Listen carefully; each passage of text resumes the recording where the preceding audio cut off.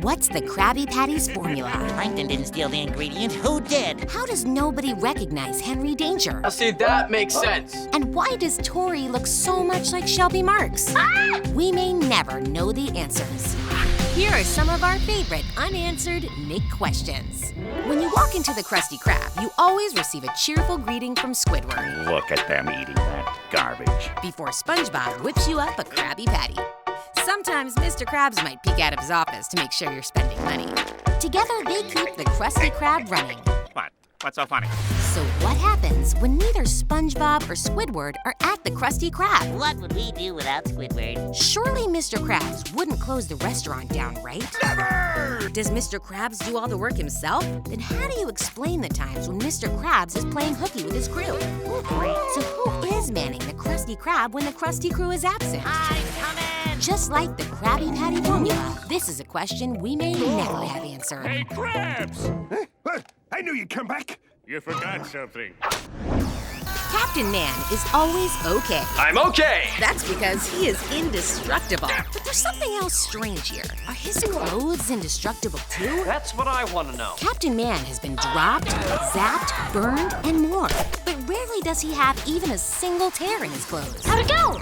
Not great. Even his regular clothes usually stay completely intact. Well, yeah. With everything this guy goes through, you'd think he might have a hair out of place once in a while. Is his hair product indestructible too? Nobody has to worry about Captain. Nicky, Ricky, Dicky. You see the pattern, right? So what's their sister's name? Who's ready to get hella funky? Well, this is where things get tricky. Dawn? Why is Dawn the only quad that doesn't rhyme? Hey, fellas. Did the Harpers think 4 rhyming names would be icky? Was it too hard to think of a girl's name that rhymed? Haven't they ever heard of Vicky? I'm back. Or maybe they just weren't too picky. Run!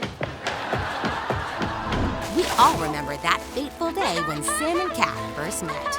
Oh my gosh, that was so much fun. But was this really their first meeting? Let's back up to 2011.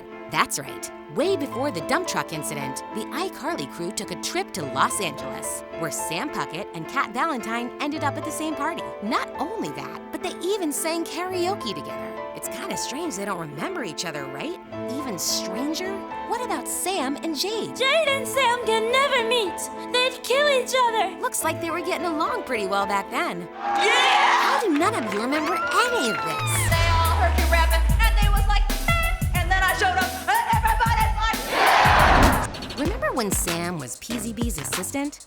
It didn't take her long to quit that job and return to babysitting with Kat. I quit.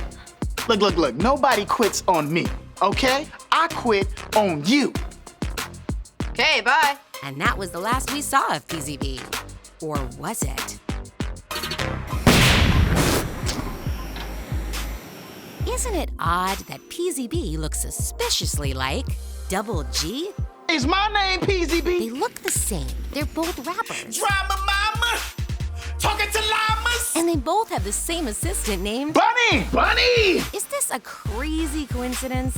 Or did PZB just pick a new stage name? Dang! Oh no! There's a foam glider stuck in the Loud family's tree. Just be patient. The wind will blow it down. Right? Or not?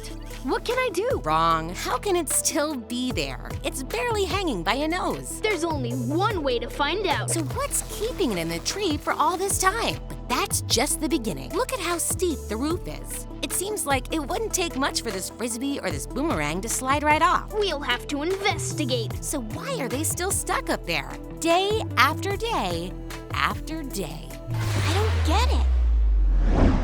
Will we ever know the answers to these mysteries? Who knows? What's up? Do you have any unanswered Nick questions? Let us know in the comments below. I'm confused.